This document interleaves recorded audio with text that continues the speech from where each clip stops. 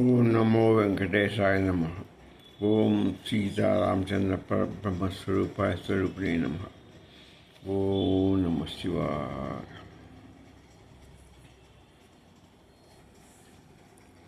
ఈరోజు మనం ప్రముఖంగా చెప్పుకున్నది ఏంటంటే, ఇప్పటికీ 7 అధ్యాయాలు అయిపోయినాయి. ఇంకొక అధ్యాయం ఉన్నది. అది దానికంటే ముందు కొన్ని ఈ వస్త్రవాళ్ళు బ్రహ్మజ్ఞానం కోసం కొన్ని అందరికీ మంచి సమగ్రంగా అర్థం కావాలనే ఉద్దేశంతో వారు కొన్ని కథ రూపంలో ఎన్నో కథ రూపంలో చెప్పారు. ఇదంతా ఈ వస్తుగీత ఎక్కువగా కథల రూపంలోనే ఆయన మండించారు. అంటే అంత పామరికి జనానికి కూడా అర్థం కావాలి, కథ రూపంలో అయితే శ్రద్ధగా వింటారు.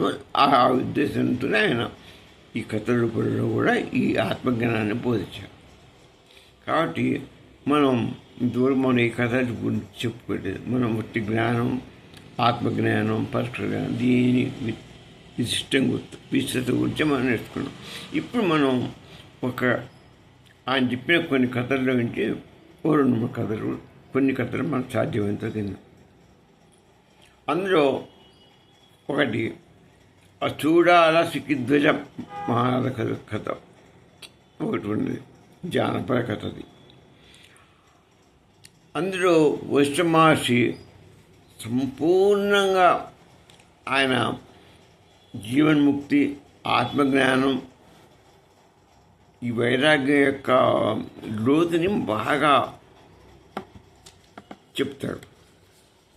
ఈ దేని గురించి మనం ఇప్పుడు నేర్చుకున్న దాని గురించి ఆత్మజ్ఞానం అంటే ఏంటి, ఈ బ్రహ్మజ్ఞానం అంటే ఏంటి, వీటిని గురించి బాగా విశిష్టంగా మంచిగా అర్థమయ్యే కథ రూపంగా చెప్పుకొచ్చామన్నమాట. మంచి మనకు అర్థం కాదు. అటువంటి కథ ఒకటి మనం ఇప్పుడు చూద్దాం. ఇందులో ముఖ్యమైన భాగం ఏంటంటే, ఈ కథ వైరాగ్యం అంటే ఏమిటి, నిజమైన తపస్సు అంటే ఏమిటి, ఆత్మజ్ఞానం ఎక్కడ పొందాలి, ఎలా పొందాలి, ఇటువంటి గొప్ప సమాధానాలకి ఈ కథ మనకు సమగ్రమైనటువంటి సమాధానం లభిస్తుంది. కాబట్టి పాఠకులు, శ్రోతలు ఈ కథని మన ఇక్కడి నుంచి చెప్పుకునేవన్నీ చాలా ముఖ్యమైన ఆధ్యాత్మికంగా చాలా ముఖ్యమైనటువంటి. కాబట్టి వీటిని తప్పక దయచేసి మీరు శ్రద్ధతో ఆలకించి దీన్ని బాగా గుండెలకు హత్తుకునేటట్టుగా బాగా మైండ్కి ఎక్కించుకోవాలని నాకు ప్రార్థన. మధ్యలో డిస్టర్బెన్స్ తీసుకోకండి. ఈ కథ మొత్తం వినేంత వరకు ఈ కథలన్నీ ఇక్కడి నుంచి మొత్తం లాస్ట్ వరకు కూడా మీరు శ్రద్ధగా వినండి. ధన్యుడు కండి, ఆత్మజ్ఞానం పొందండి, ధన్యుడు కండి.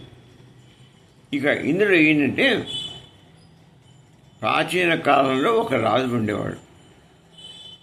అతని పేరు సికిధ్వజుడు. అతని భార్య పేరు చూడాల. ఒక రాజు ఉండేవాడు, ఆయన పేరు సికిధ్వజుడు, ఆయన భార్య పేరు చూడాల. వీరిద్దరు రాజ్యాన్ని ధర్మయుతంగా పరిపాలిస్తున్నారు. శాంతియుతంగా ఉంది, దేశం అంతా సుభిక్షంగా ఉంది. అన్ని రకాలుగా ఆయన ధర్మ మార్గంలో నడిపించుకుంటూ పోతున్నాడు. ఎటువంటి కొరత లేదు రాజ్యంలో. అన్ని ప్రజలు కూడా అన్ని రకాల సౌభాగ్యాన్ని అనుభవిస్తూ సుఖవంతులై ఉన్నారు. ఆ భగవంతుని దయ వలన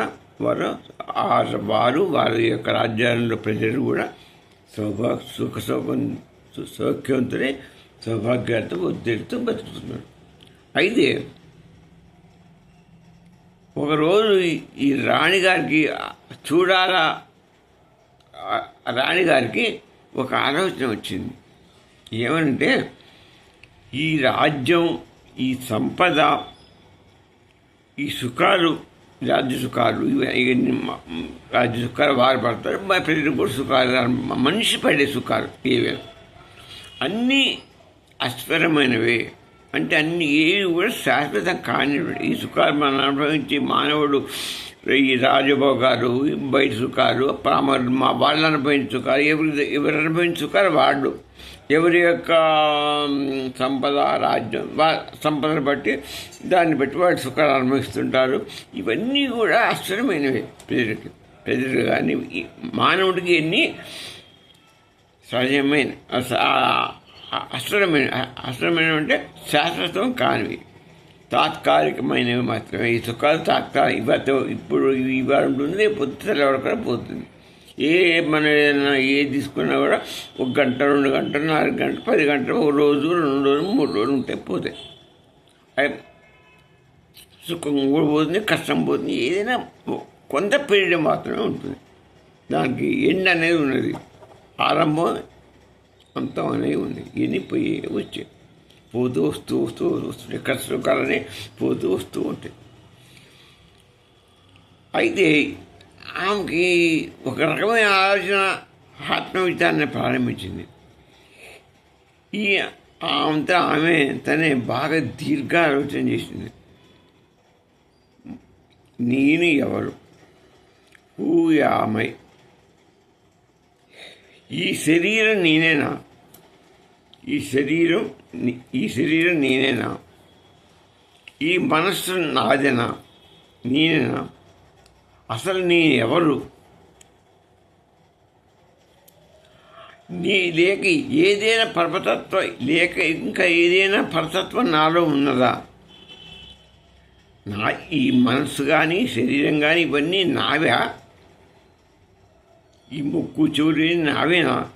లేకపోతే ఇంకేదైనా నాలో ఇది నేననే శరీరం ఇది కాకుండా ఇంకేదైనా పరతత్వం నాలో ఉండి ఇదంతా నడిపిస్తుందా, చేయిస్తుందా అనే థింకింగ్ వచ్చింది నాకు. ఇది గొప్ప ఆలోచన నిజంగా. ఎందుకంటే మనంతా ఎంత శరీరం మనం ఒకటి దాని గురించి పట్టించుకోం. మనం ఈ పని చేస్తున్నాం, ఆ పని చేస్తున్నాం, ఇంత ఇది చేస్తున్నాం, కష్టపడుతున్నాం, భోగాలు అనుభవిస్తున్నాం, విజయాలు, ఓటములు అన్నీ తమిళిస్తున్నాం. దీని అంతటికి శరీరానికి తెల్లా కదులుతున్నది, చైతన్యం స్వయిస్తుంది, కష్టపడుతుంది, సుఖపడుతున్నది, ఎన్నో అనుభూతులు వస్తున్నాయి. ఇదంతా అట్నే ఇవన్నీ ఎలా వస్తుంది? ఇంకేదో చైతన్యం అనేది మళ్ళీ ఇంకేదైనా ఉన్నదా, పరతత్వం లాంటిది ఉన్నదా అని ఒక చింతన బయలుదేరి ఆ ధ్యానం చేయడం ప్రారంభించింది. ధ్యానం చేయడం ప్రారంభించింది. అప్పుడు ఆ క్రమంగా అతను ధ్యానం చేస్తే ఒక స్థిరంగా చిత్తం స్థిరపడ్డది. చిత్తం అంటే మనసు శాంతపడ్డది. అదే ధ్యాన స్థితి. ధ్యానం అట్లా చేస్తే చూడాలి, చేసినట్టు చేయాలి. నిజంగా ఒక విధమైనటువంటి దాని మీద కాన్సన్ట్రేట్ చేసిన ఆమె ఇది ఏమిటి అని తెలుసుకోవాలని ఒక పట్టుదల, క్రమశిక్షణతో మనం తీవ్రమైన ఆలోచన చేసింది. అది కావాలి మనిషికి. అట్లా పట్టుదల ఉన్నప్పుడు మనసు శాంతపడుతుంది. మనసు శాంతిపడి చిత్తం ప్రశాంత స్థితికి చేస్తుంది. మనిషికి ఆ పట్టుదల కావాలి. మనమైనా ఆ పట్టుదల ఇస్తే మనకు శాంతపడుతుందని దీని అర్థం. ఇక మనసు ఆమెకి శాంతపడ్డది. మనసు ఎప్పుడైతే శాంతపడ్డదో ఆమెకి వాసనలు, కోరికలు అవన్నీ కూడా తగ్గిపోయినాయి. సంకల్పాలంతా వాసనలు పోయినాయి, సంకల్పాలు కూడా పోయినాయి. సంకల్పాలు ఒకటి తగ్గింది. ఈ బంధనాలన్నీ కూడా తగ్గిపోతున్నాయి. సంకల్పాలు తగ్గుతుంటే బంధాలు కూడా ఆటోమేటిక్గా తగ్గిపోయింది. ఆ మనసు ప్రశాంతతగా వాతావరణంలో ఉండిపోయింది. తిరిగి అయిపోయింది. ఆమె తెలియదు, ఆమె అవుతుందని కూడా తెలియదు. ఏంటి అనేది తెలుసుకోవాలని పట్టుదలతో చేసింది. మనసు శాంతపడ్డది. ఈ వాసన తగ్గిపోయినాయి. ఈ వాసన తగ్గిపోగానే మనకు రావాల్సినటువంటి ఆలోచనలు ఇవన్నీ పోయి ఆత్తులు, సంకల్పాలు ఇరిగిపోయింది, రావటం లేదు. ఆటోమేటిక్గా తగ్గిపోయినాయి. బంధాలు కూడా తగ్గిపోయినాయి. అన్నీ తగ్గిపోయి ప్రశాంతమైనటువంటి వాతావరణం ఏర్పడి మనసు కూడా ప్రశాంత చిత్తంగా నిర్మాణం అయిపోయింది. ఒకరోజు ఆమె ప్రత్యక్షంగా అనుభవించింది. ఏమంటే ఈ మనస్సు ఎప్పుడైతే స్థిరంగా అనుభవించిందో ఆమెకు అర్థమైంది ఏమైందంటే, నేను ఈ శరీరాన్ని కాదు, నేను ఈ శరీరం కాదు, ఈ శరీరం అనేది నాది కాదు, నేను శరీరం కాదు, నేను ఒక చైతన్య స్వరూపాన్ని. ఏదో నన్ను ఒక చైతన్య స్వరూపం ద్వారా నేను కదులుతున్నాను, నేను చూస్తున్నాను, మాట్లాడుతున్నాను. వాస్తవం అదే అండి. మీకు గ్రహించండి. నిజంగా నా అనుభవంలో నేను ఒకటి చెప్తాను. నేను ఈ ఒక ఆధ్యాత్మికవేత్తన అవుతానని కానీ, నేను ఒక మామూలు సాధారణ భక్తుడిని. ఈ ఆధ్యాత్మికవేత్తల చింతన నాకు ఇంత బాగా కలుగుతున్నాను. కానీ కలిగిన ఒకవేళ నేను ఇట్లా యూట్యూబ్ ఛానల్ పెట్టి ఇందులో మీకు చెప్పడం, బోధ చేయటం అనేది నాకు మంచి సువర్ణ అవకాశం ఆ భగవంతుడు కల్పిస్తారని కానీ నేను అనుకోలేదు. అందులో వశిష్ఠ గీతతోనే నాకు ఆరంభింపజేసే మహద్భాగ్యం ఆ భగవంతుడైన నా తల్లిదండ్రులను, నా తల్లిదండ్రులకు ఆశీర్వాదం వల్ల ఆ సీతారామచంద్రుడే నా తల్లిదండ్రులు. వారి యొక్క వాగ్దాటే నాది. వారు సీతారామచంద్రుడు రక్తమే నాలో ప్రవేశిస్తుంది. ఆయనే మాట్లాడుతున్నాడు, ఆయనే సర్వస్వం నాకు. ఆ సీతారామచంద్రుడు మా అమ్మ ఈ లోపల తీసుకొచ్చిన మా అమ్మ తల్లిదండ్రులు, పరంధాముడే నా సీతారాముడు, వారి తల్లిదండ్రులు. వారు యొక్క రక్తం నాలో ప్రవహిస్తుంది. వారి దాటి వల్లనే నేను ఇది చెప్పగలుగుతున్నానండి. నాకేమీ రాదు, నేను భక్తుడిని. అయినా నాకు నేను ఇది చెప్పగలుగుతున్నా అంటే నాకే ఆశ్చర్యం కలుగుతున్నది కూడా. అట్లనే ఆమె కూడా ఒక అనుకోకుండా నాదేమీ లేదు, ఏదో ఒక అంతర్గతంగా ఒక శక్తి ఉంది, ఆ శక్తి నన్ను నడిపిస్తున్నది, అదే చైతన్య స్వరూపం అని ఆమెకి అనుభవానికి వచ్చేసింది. ఆమెకి అనుభవం, నేను శరీరం కాదు, నేను శరీరం కాదు, నీ ఏది కాదు, నాకు నీ కాదు, నేను ఒక చైతన్య స్వరూపం నాలో ఏదో ఉండి నన్ను నడిపిస్తున్నాడు. ఈ మనస్సు నేను కాదు, శరీరం ఇంకా అంతా ఒక చైతన్య స్వరూపం నడిపిస్తుంది. అది ఆ విధంగా ఆమెకి ఆత్మజ్ఞాన స్వరూపం, ఆత్మజ్ఞానం కలిగింది, స్వరూప జ్ఞానం కలిగింది. అది అంతర్ముఖంలో పోయి ఆత్మజ్ఞాన స్వరూపం ఆమె అనుభవానికి వచ్చింది. అయితే వశిష్ఠ మహర్షి ఏమని చెప్తున్నాడు, వశిష్ఠుడు శ్రీరామునికి చెప్తున్నాడు, జ్ఞానం ఎక్కడైనా వస్తుంది. ఇప్పుడు దీన్ని బట్టి తెలియదేంటి, ఆమెకు అసలు ఏమీ తెలియదు. కానీ ఆమె ఒక చింతన చేసింది, మనసు ధ్యానం చేసింది. మనసు ధ్యానం చేసి ఒక తపస్సులాగా చూసి అంతర్ముఖత చెంది ఆమె ఇంట్లో రాజ్యంలోని రాజభోగాలు మామూలుగా అనుభవించుకుంటూనే రాజ్యాన్ని చూసుకుంటూనే తన యొక్క దైనందిక కార్యక్రమాలు నిర్వహిస్తూనే ఆమె ఈ స్థితికి వచ్చింది, ఆత్మజ్ఞానాన్ని పొందే స్థితికి వచ్చింది. విష్ణువారు చెప్తున్నాడు. కాబట్టి దీన్ని బట్టి మనకి ఏమర్థమవుతున్నది, నీకు ఆత్మజ్ఞానం కలగటానికి ఏ అడవికో పోనవసరం లేదు, ఏ ఆశ్రమానికో పోనవసరం లేదు, రాజభవనానికి పోనవసరం లేదు. నువ్వు ఏ చెట్టు కింద కూర్చున్నా, నీ ఇంట్లో కూర్చున్నా, ఎక్కడ కూర్చున్నా, ఆఖరి ఈ రాజసౌధంలో కూర్చున్నా, బయట చెట్టు కింద కూర్చున్నా, నీకు మనసుని నీ ప్రజ్ఞ ద్వారా, స్థలం కాదు ముఖ్యం, ఆ చెట్టు కింద కూర్చుంటే రాదు, ఆ అడవిలో పోయినా రాదు, ఆశ్రమంలో ఉన్నా రాదు, రాజ్యంలో ఉన్నా రాదనేది లేదు. ఎక్కడ కూర్చున్నా వస్తుంది, రాజ్యంలో కూర్చో వస్తుంది, చెట్టు కింద కూర్చో వస్తుంది, ఆశ్రమంలో కూర్చున్నా వస్తుంది, ఎక్కడైనా కూర్చున్నా వస్తుంది. ఎప్పుడు నీకు సక్రమమైన పట్టుదల, దాని మీద దీక్ష, ఇవన్నీ నీ ఆత్మశుద్ధి చేత, నీ ప్రజ్ఞ చేత దాన్ని సాధించవచ్చు. దానికి ఒక చోటంటూ నిర్దేశించిన చోటు, స్థలం కానీ ఏది లేదు, ఏది ముఖ్యం కాదు. కాబట్టి దీనికి కావాల్సింది మనస్సు శుద్ధి, నీ పట్టుదల, నీ యొక్క దీక్ష, ఇవి ముఖ్యం. శ్రద్ధ భక్తులు చాలా అవసరం.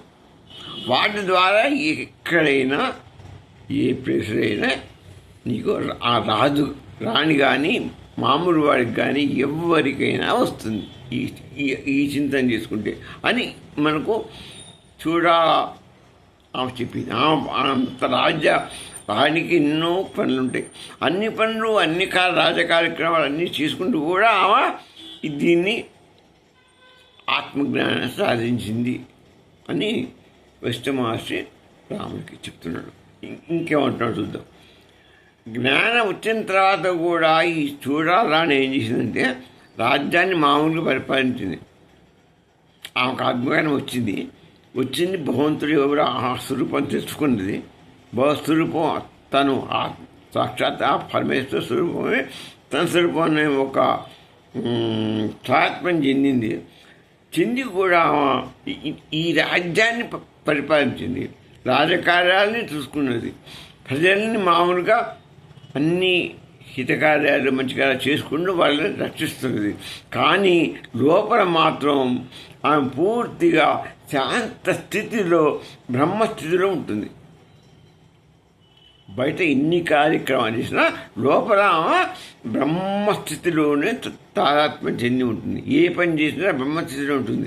అంటే ఈ పనులన్నీ చక్కబెట్టేవాడు ఆ పరబ్రహ్మ చైతన్యమే, ఆ పరబ్రహ్మ స్వరూపుడే అని ఆమె భావంతోనే ఈ రాజ్యమంతా ఈ పనులన్నీ చక్కబడుతూనే ఉన్నాయి. ఆమెకి ఎటువంటి ఆటంకం రావట్లేదు. దీనికే దానికి ఆ పరబ్రహ్మ చైతన్యానికి దానికి. అందుకని మనం కూడా నువ్వు చేసే కార్యక్రమాలని చేసుకో.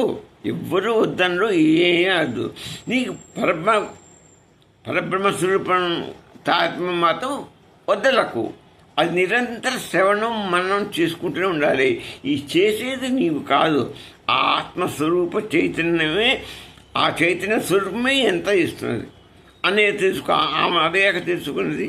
అసలు ఈ శరీరం నాది కాదు, ఇదంతా ఎలా నడుస్తున్నది ఏంటి అనేది దానికి స్థితికి తెలుసుకోవాలని పట్టుదలతోని ఆ మంత్రముఖం చెంది పట్టుదల దీక్ష తన బుద్ధి ద్వారా, మనసు ద్వారా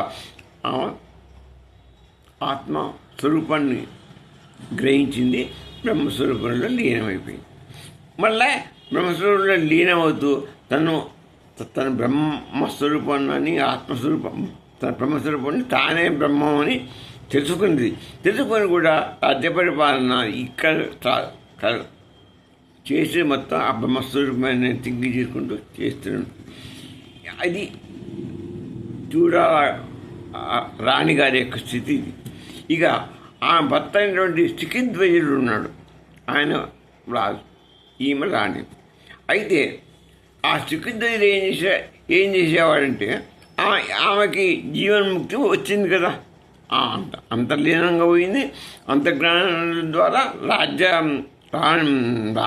రాజ్యంలోనే పెద్ద రాణిభవ నివాసంలోనే ఆమె ఆత్మజ్ఞానాన్ని సంపాదించుకుంది. ధ్యానం ద్వారా, తపస్సు ద్వారా అన్నీ ఇవన్నీ మర్చిపోవాలి. ఇది రాజభోగం, అది ఇది అన్న స్థితి ఆమెకు లేదు. స్థిరమైన స్థితి పెట్టుకుంది. అది మనం ఉన్న స్థానం మనం కాదు ముఖ్యం. నేను గెజిట్ ఆఫీసర్ని, నేను నీకు నేను చేస్తానా, నా స్థితి ఇది, నేను మంత్రిని, నేను రాజును అన్న స్థితి నేను రాయని అనుకోలేదు. పట్టుదలతో అసలు నేను ఎవరు అని తెలుసుకోవాలనుకున్నది. మనం చూసిన వారిలో రమణ మహర్షి ఇదే స్థితిలో ఆయన ఆత్మజ్ఞానాన్ని పట్టుకుని హూయామై అని కూడా ఆయన ఇదే స్థితి పట్టుకొని ఆయన ఆత్మజ్ఞానం పొంది బ్రహ్మస్వరూపాన్నిలో పొంది ఆయన లీనమే. అదే ఆమె చేసిన పని. ఇక ఈ రాజుగారి కథ ఏమైందంటే, ఈయన గారు రాజ్యం చేశాడు. ఈయనకు కూడా ఆమెకు చిన్నటువంటి ఇదే వచ్చి ఆమె చెప్తుందిగా ఈయనకి నాకు స్థితి కలిగింది, ఇదంతా ఆమె చెప్తుంది. ఈయన ఒకటిని నేను కూడా మోక్షాన్ని సాధించుకోవాలని పాపం కోరుకుతుంది. అయితే ఈ రాజ్యం నాకు చేసిన నాకు ఎటువంటి సాధన కుదరదు, ఇక్కడ నేను చేయలేను, నేను అడవులకు ఎక్కడో ప్రాంతమైన వాతావరణంలో పోయి నేను తపస్సు చేసుకుంటాను, ధ్యానం చేసుకుంటాను అనుకున్నాడు. అనుకొని ఆయన ఏం చేశాడు, ఎక్కడికో దీర్ఘమైనటువంటి అడవుల్లో ఏకాంత ప్రదేశంలోకి చాలా దూరం పోయాడు. ఒక చిట్టడిలో ఒక మంచి చోట ధ్యానమైన స్థితి మఠ వేసుకొని కూర్చొని ధ్యానం చేసుకున్నాడు. కానీ అతనికి ఎంతసేపటికి మనస్సు మాత్రం నిలబడటం లేదు, చింతనంగానే ఉంటున్నది. అంత ఏకాంత ప్రదేశంలో పోయాడు, అక్కడ ఎవరూ లేరు, ఏదీ లేదు, తను తప్పితే ఇంకా అక్కడ ఉన్నటువంటి ఏది ఏకాంతంగా ఉంది, ప్రశాంతంగా ఉంది. అయినా అతనికి ఆత్మస్థితి మనస్సు స్థితికరణ కావట్లేదు, చలనం మనకు ఆత్మానుభవం కలగలేదు. ఎంత అయినా కూడా ఆయనకి కలగలేదు.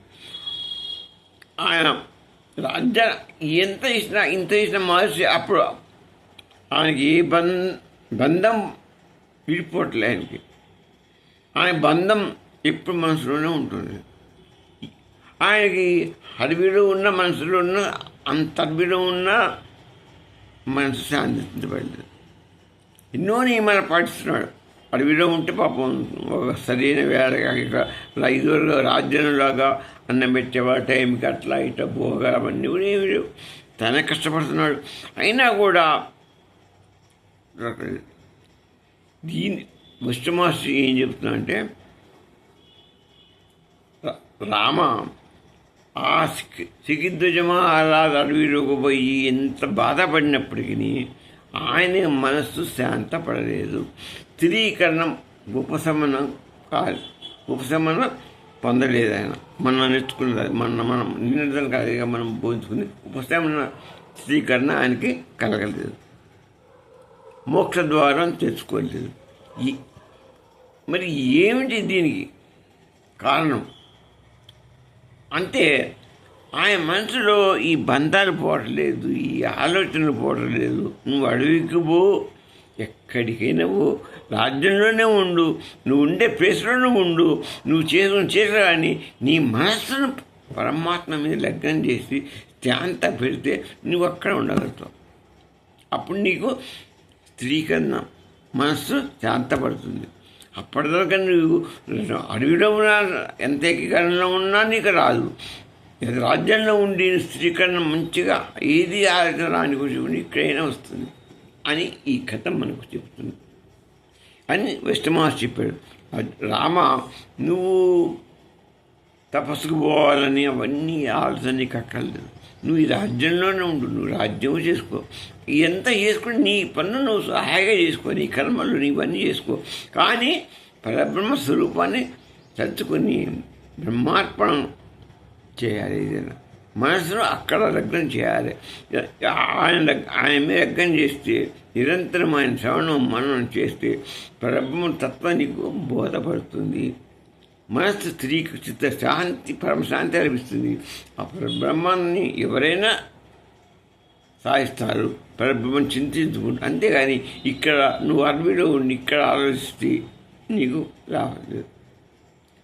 చిత్తం ఒక చోట, మనసు సామెత ఉంది, మనం ఒక చోట ఉంటే ఎలా ఉంటుంది కాదు. అట్లా అవుతుందని కూడా పొరపాటు. ఇది అందుకొని దీనికి జాతి మతం ఏదీ లేదు.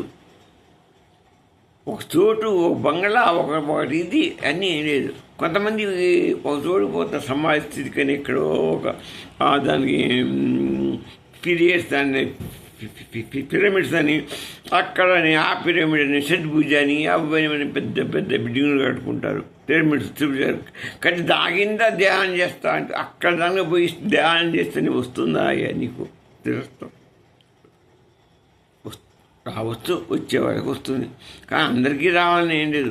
నీ ఇంట్లో ఏకాంతంగా ఒక రూమ్లో కూర్చొని ఇక్కడ నువ్వు ధ్యానం చేసుకో. అంత దూరం నిరంతరంగా ఉంటాడు. అది ఎక్కడో ఊరి బయట ఉంది. 10 కిలోమీటర్లు ఉంది. ఈ 20 కిలోమీటర్ల దూరంలో అక్కడ పెద్ద పిరమిడ్ కట్టాడు ఆయన. కడితే అక్కడ మనం ధ్యానం చేసుకోవడానికి, మనం పోవడానికి మన కారు ఏ బండి లేదే అని సామాన్యులు అనుకుంటారు. అనుకొని ఇంట్లో చేసుకుంటారు, అదేమో తప్పదు. అక్కడికి ఈయన కారు వేసుకుపోయి అక్కడ రోజు పోయి ఉదయం 1 గంట పెట్టుకొని వేసుకొని అక్కడ చేసినా ఒకటి. నువ్వు నీ ఇంట్లో ఉన్న నీ గుడిసెలోనే ఒక చోట మూల కూర్చొని ప్రశాంత వాతావరణంలో ధ్యానం చేసి ఆ పరమస్థితిని పొందొచ్చు.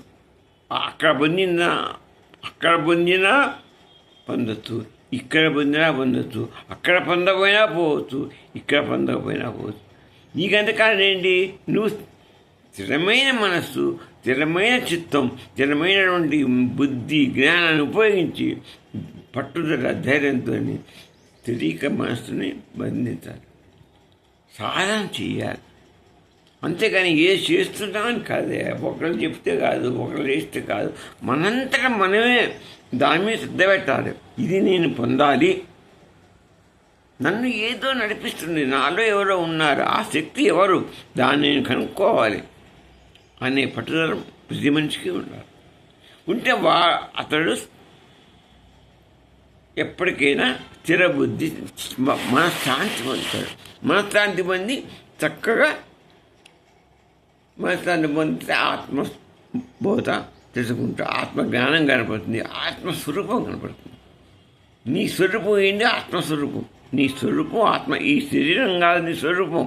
నీ కళ్ళు కావు, ఈ చేతులు కావు, ఈ మూతి కాదు, ఏది కాదు.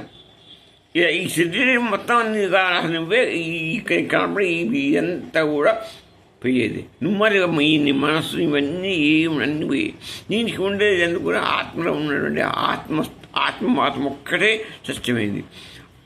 ఇందాక మహారాణి చెప్పినట్టుగా అసలు నాలో ఏదో చైతన్య స్వరూపం ఉంది, ఆ కొంతరాగా కలిగినది. ఒకటి చెప్పలే, ఒక గురువు చెప్పలే, ఎవరు చెప్పలే. అది తెలుసుకుని దాన్ని సాధించింది. ఇంట్లోనే రాజ్యాన్ని పరిపాలిస్తూ ఈ సికింద్రి మహారాజు అడవికి పోతే ఆమె ఇంట్లోనే రాజ్యాన్ని చూసుకుంటూ ఆమె బ్రహ్మజ్ఞానాన్ని పొంది. అది మంచిగా కావాల్సినటువంటి పట్టుదల స్థైర్యం. అలా చేస్తే దొరుకుతుంది అంతే. కానీ నీకు వేరే రకంగా వేరే చింతన పెట్టుకుంటే నీకు దొరకదు. ఎక్కడికో పోనవసరం లేదయ్యా, నీ దగ్గర ఉండి నీ రూమ్లలో చేసుకో. నీకు పోతా అనుకుంటే హిమాలయాలకు పో, గుడికి పో, ఎవరో అక్కడ ఏ సన్యాసం అని చెప్తున్నాడు వినండి, ఇక్కడ చెప్తే విని ఇవన్నీ కూడా పోవచ్చు. వాళ్ళు చెప్పేది వినండి. మీకు సాధన అక్కడ దొరికితే, మీకు శాంతి దొరికితే మీరు అనుభవించండి, మీ ఆత్మజ్ఞానం దొరికితే మీరు అనుభవించవచ్చు.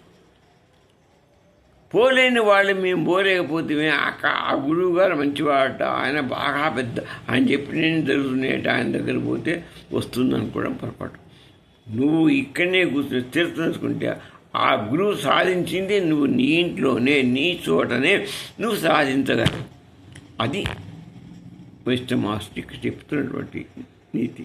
అంత రాజు అడవికి పోయినా రాలేదు, ఆయన భార్య ఇక్కడ ఉండి సాధించింది. అది మహర్షి చెప్పిన బోధ. చూడండి, దీన్నే ఇక మనం అద్వైత వారు శంకరాచార్య వారు ఏం చెప్పారు చూద్దాం. చూడాలా ఉదాహరణ ఇప్పుడు చూడాలా అంటే ఈ మన మహారాణి గారు, ఈ మహారాణి గారు ఉదాహరణ శంకరాచార్య ఏం చెప్తుందంటే, వాళ్ళ మొత్తం అద్వైతం ఏం చెప్తుందంటే, జ్ఞానం వచ్చిన వాడు ఎక్కడ ఉన్నా బ్రహ్మనిష్టలో జీవించగలడు. జ్ఞానం అనేది వచ్చినవాడు, జ్ఞానం కనుక వస్తే ఎక్కడ ఉన్నా ఏ చోటైనా ఏ విధంగానైనా ఆటోమేటిక్గా వస్తుంది. ఆ జ్ఞానం సంపాదించాలి అనే జ్ఞానం కనుక మనకు కలిగితే,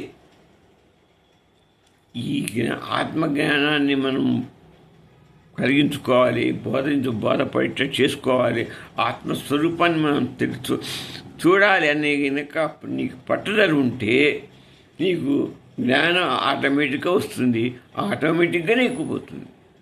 ఇందాక నేను నా గురించి చెప్పాను, నా జన్మలో నేను ఈ బోధ చేస్తాను అనుకోలేదు, నాకు ఈ బ్రహ్మజ్ఞానం మీద శ్రద్ధ కలుగుతుంది అనుకోలేదు. అది నా అదృష్టం. అది ఒక నిష్ఠే అనుకునే ఆ పరమాత్మ నాకు ఇచ్చినటువంటి మనస్సు, బుద్ధి. దానివల్ల నేను చెప్పేది ఆయన పలికించేది వాడు రాముడు, పలికేది వాడు రామభద్రుడు. అట్లనే అంతా ఆయన ఇచ్చాడు, ఆయన పలుకుతున్నాడు, ఆయన చూసుకుంటున్నాడు. నాది ఏమీ లేదు. రామం సర్వం సర్వమయం. ఈ విశిష్టాద్వైతంలో ఏం చెప్తున్నారంటే భక్తి మరియు ధర్మం ద్వారా ఇష్టాద్వైతం. వాళ్ళు ఏం చెప్పారు? జ్ఞానం ఎక్కడున్నా వస్తుంది, బ్రహ్మనిష్టలో నీవు జీవించగలవని శంకరాచార్య వారు స్థాపించిన అద్వైతం అని చెప్తుంది. నువ్వు ఎక్కడున్నా నేను చెప్పింది వాళ్ళు చెప్పారు. ఈ విశిష్టాద్వైతం గారు రామానుజాచార్యులు ఏం చెప్తున్నారంటే ఈ యొక్క ఆత్మజ్ఞానం, ఈ బ్రహ్మజ్ఞానం, బ్రహ్మ విద్య భక్తి ద్వారా, ధర్మం ద్వారా గృహస్థుడికి వస్తుంది. గృహస్థుడికి పరమానందంగా పొందగలడు. ఎట్లా? నువ్వు భక్తిని పట్టుకో, ఆ విష్ణుమూర్తిని ఆరాధన చేయి, నిశ్చలమైన భక్తితో ఆయన్ని ఆరాధన చేయి, ఆయన్ని పట్టుకో, ఆయన ఆరాధించు. నువ్వు ఆయన 24 గంటలు నువ్వు స్మరించుకుంటే నీ మీద అది ఉండాలి. నీ బుద్ధి కానీ నీది కానీ ధర్మ మార్గంలోనూ నడవాలి. ధర్మ మార్గాన్ని నడుచుకుంటూ నువ్వు ఆ నారాయణని స్మరించుకుంటే నీకు కంపల్సరిగా ఒకనాటికి ఆ నారాయణుడు నిన్ను అనుకరిస్తాడు. నీకు ఆత్మజ్ఞానం నువ్వు పొందగలుగుతావు అని విశిష్టాద్వైతస్తులు ఆయన రామానుజాచార్య వారు చెప్పారు.